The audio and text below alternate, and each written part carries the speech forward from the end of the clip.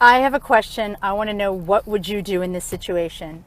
Some recent events have brought up a situation I had probably 18 years ago. I go into a supermarket and the supermarket was having some sort of game, scratch off card, and maybe you could win something. It was actually a pyramid style where you scratch off the bottom and maybe you would get either a small amount of money or a bag of chips, or most likely nothing.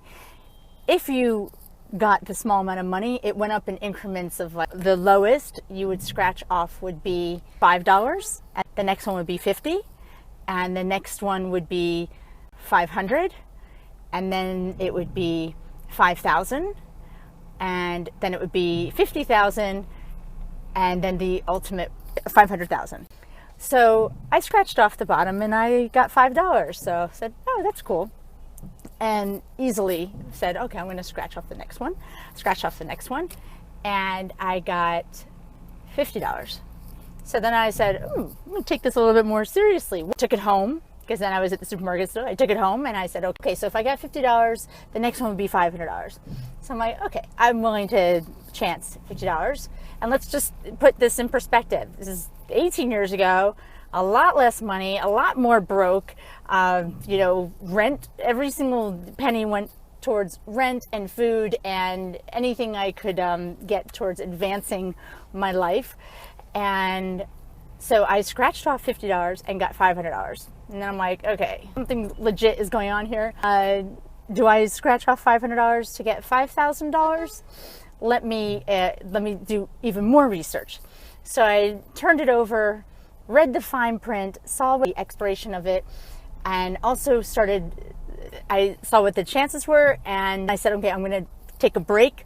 I was traveling and I was going to be with my siblings, and I said, I'm going to let somebody else scratch this off, because I knew at that point that the $500 to $5,000, I was going to chance it. I just didn't have what it took at that time to actually be the one scratching it off. So I gave it to my brother. I'm like, just you do it. So he scratched it off, and I started jumping because I saw 5,000. He didn't even know what was going on. And I'm like, yay, 5,000. And then I'm like, okay, what do I do now? So I'm going to leave this question to you. Before I tell you what I did next, I want to know, what would you do? Let me just give you some of the stats. According to this, 5 out of the 5 had some technical difficulties. iPhone storage fills up too quickly. The stats.